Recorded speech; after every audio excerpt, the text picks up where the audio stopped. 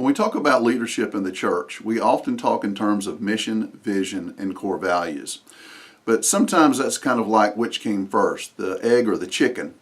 The fact is that our mission and vision is always birthed out of our core values. And as Christians, Jesus lifted up one core value, that leadership must be rooted and grounded in love. In fact, the Apostle Paul, writing to the church at Philippi, said, "Some, to be sure, are preaching Christ even from envy and strife, but some also from goodwill. The latter do it out of love, knowing that I am appointed for the defense of the gospel. The former proclaim Christ out of selfish ambition rather than pure motives." The Apostle Paul wants us to understand that if we're going to lead out of pure motive, if we're going to lead out of goodwill, we must always be rooted and grounded in love. This is something the early church grasped long after the apostles. An ancient bishop by the name Irenaeus, talking about the importance of true doctrine and proper knowledge in the church, wrote, "But above all, in the preeminent gift of love, which is more precious than knowledge, more glorious than prophecy, and which excels all of the other gifts of God."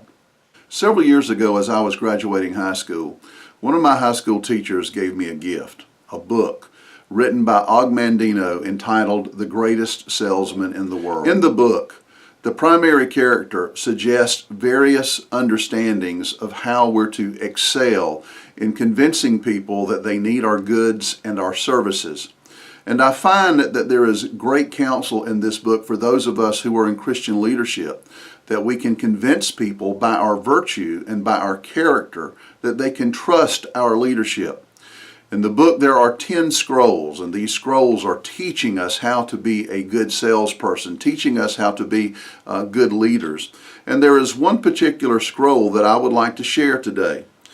The scroll reads, "I will greet this day with love in my heart, for this is the greatest secret of success in all ventures. Muscle can split a shield and even destroy life, but only the unseen power of love can open the hearts of men. And until I master this art, I will remain no more than a peddler in the marketplace.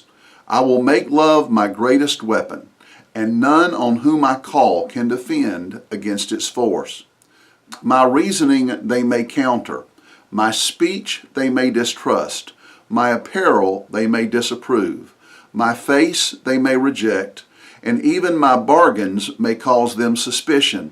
Yet my love will melt all hearts, likened to the sun whose rays often soften the coldest clay.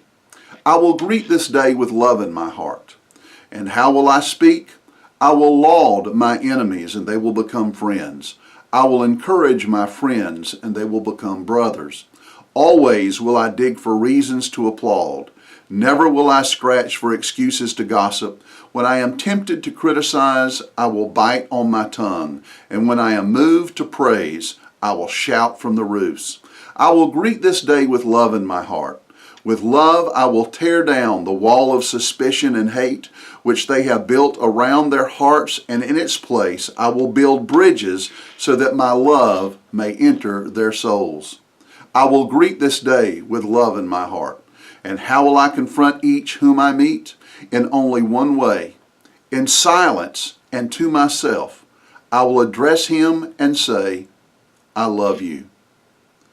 Though spoken in silence, these words will shine in my eyes, unwrinkle my brow, bring a smile to my lips. And who is there who will say nay to my goods when his heart feels my love? If we want to be more than gospel peddlers, we need to learn to lead out of love. Everyone we meet deserves a smile and a cheerful greeting. Everyone we meet in the most contentious meeting, in the most contentious boardroom, we should start the meeting by looking them in the face, speaking to ourselves and in silence, saying, "I love you." This is the mark of Christian leadership.